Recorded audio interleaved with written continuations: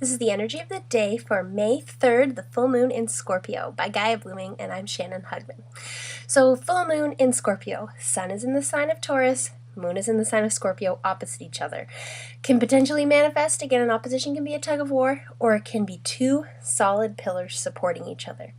So first of all, whenever Scorpio is involved, it becomes a lot easier if we have an openness and a willingness to let life transform, or to let whatever we're struggling with transform, to surrender it to a higher power, an unseen power perhaps, something we may not know much about, but if we can just let it go, give it over to Source, God, Goddess, your higher self, it makes the whole journey a lot easier. So starting there by saying, I am open, I am willing to let life take the lead, to let the divine take the lead. And it's going to be a whole lot easier. So Sun is in Taurus. This is our senses. This is the earth. This is earthly pleasures. This is what we see, what we perceive. And the moon is over here in Scorpio. Unknown territory, Scorpio. The only thing you know is that you don't know anything at all. So finding a balance between these two, saying, hey, this apple, it looks really real. It tastes delicious. Really, maybe it's just made up of energy, and I don't need to understand how this apple is at one with me, but I'm going to love this apple, and I'm going to trust that it's all good. So trust is so huge in Scorpio, because with transformation, something dies and something is reborn. But in that in-between state where maybe you are right now, you just need to trust that this rebirth is coming. Or if you're at the death time where things are dying, and it doesn't have to be like people dying, it could be, but it could also be an old career dying, or a dream dying, or something you've wanted for so long you don't want anymore, a relationship, whatever.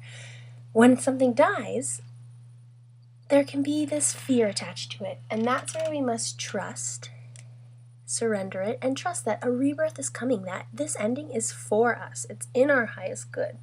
Jupiter is going to be involved in this one a little bit, so really, this full moon is square. So Jupiter and Leo bring the self-love to the table.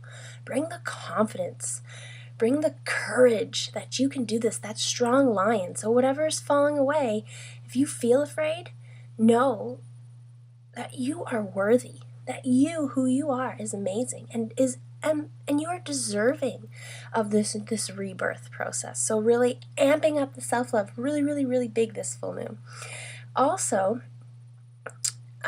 accepting life as it is, and with that can mean bringing forgiveness to the table, letting go of those deep old hurts. This is Scorpio, so again, deep, deep, deep.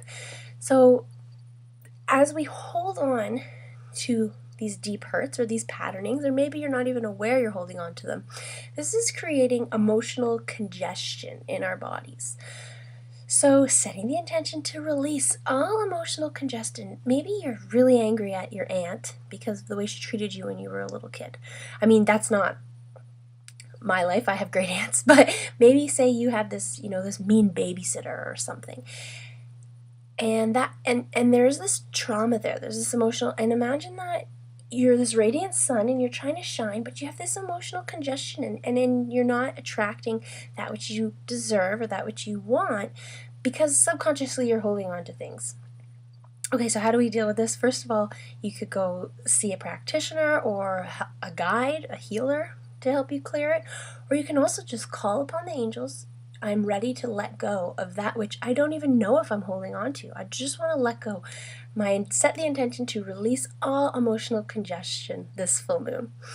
Also, so I said, just again, self-acceptance and being present in what is. And Taurus is a very rich sign, and with this rich energy, be grateful for what is rich in your life. Be grateful for the roof over your head, the lights that you have, the warmth, the trees, the fruit. And this attitude of gratitude will just continue to accept more. Continue to bring and allow more into your life if you are accepting of it. So again, this could be intense. Full moons can be intense, and when you throw Scorpio to the table, it can be very intense. But just sit with the intensity. Just be. Let it be. Ask it what it wants from you. What are you teaching me? And simply trust the process. So happy full moon. You can do it. Namaste.